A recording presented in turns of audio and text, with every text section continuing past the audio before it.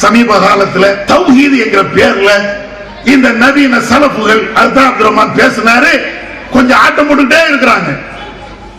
இந்த ஆட்டத்தை எங்க முன்னால போடுங்க. உங்க ஆட்டம் பேஸ்புக்ல நிக்க கூடாது, உங்க ஆட்டம் மர்கஸ்ல நிக்க கூடாது.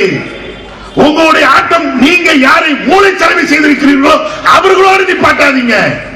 வாங்க வெளியில வாங்க. ஏன் தௌஹீதுங்கிற பேர்ல இன்னைக்கு நீங்கள் மக்களை எங்க கொண்டு போயிட்டீங்க தெரியுதா?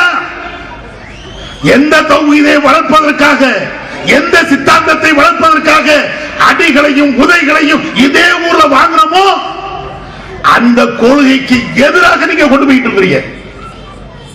பேய் பிசாசு இருக்குதுன்னு மட்டும்தான் நீங்க சொல்லல, கொஞ்ச காலத்துல அதையும் சொல்ல வந்துருவீங்க.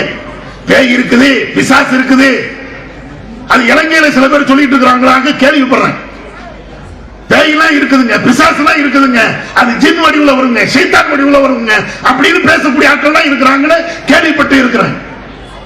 அப்ப இத மாதிரி எல்லாம் ஒரு சோற விட மாட்டேங்கிறாங்க.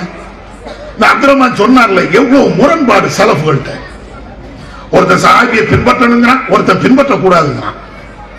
ஒருத்தர் இஜ்மாவு சஹாபா, ஒட்டுமொத்த சஹாபாக்களை பின்பற்றணும், ஒரு சஹாபி மட்டும் பின்பற்ற கூடாது இப்படிங்கிறான். இப்ப லேட்டஸ்டா ஒரு 10 நாளைக்கு முன்னாடி நாங்க எங்க சஹாபியை பின்பற்றணுங்கிற அப்படின்னு ஒரு சலப்பு பேஸ்புக்ல எழுதிக்கிறாங்க.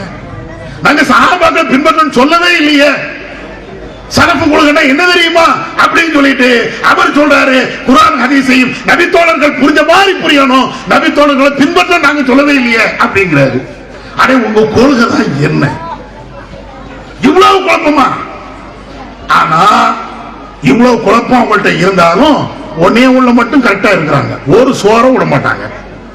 வரதட்சணை கல்யாணமா முதல்ல நம்ம ஆளு போய் நிப்பாரு, ஆடுகிற திருமணமா இந்த சலப்பு கோஷ்டி முதல்ல போய் நிற்கும்.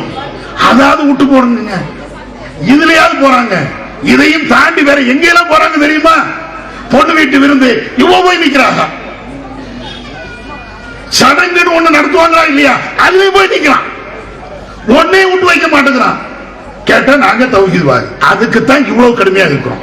நீ வேற ஏதாவது கொள்கை சொல்லு, மதுஹப்னு சொல்லு, தரீகான்னு சொல்லு, குர்ஆன் ஹதீஸுக்கு எதிரான கொள்கைன்னு சொல்லு, பேச்சே இல்லை.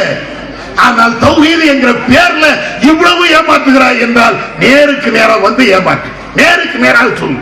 அதுதான் நாங்க சொல்லிட்டே இருக்கிறோம். அதனால இந்த வழிகட்ட கொள்கைகள், நவீன சலப்புகள், அதே போன்ற மதுஹப் கொள்கை, தரீகா கொள்கை, தர்கா வழிபாடு, இவைகள் அனைத்துமா சத்தியம். சத்தியம் என்பது வஹி செய்தி மாத்திரம்தான், ஏக இறைவனை மாத்திரம்தான், வழிபாடு செய்வது மாத்திரம்தான் சத்திய கொள்கை. இதுல தயக்கம் இல்லாம எல்லா மக்களும் ஒன்று சேருவோம். இதன் மூலமாக இம்மையிலே மறுமையிலே வெற்றி பெறுவோம். வல்லாஹ் நமக்கு அருள் செய்வானாக. வாஹிர் தஅவானா அல்ஹம்துலில்லாஹி ரப்பில் ஆலமீன்.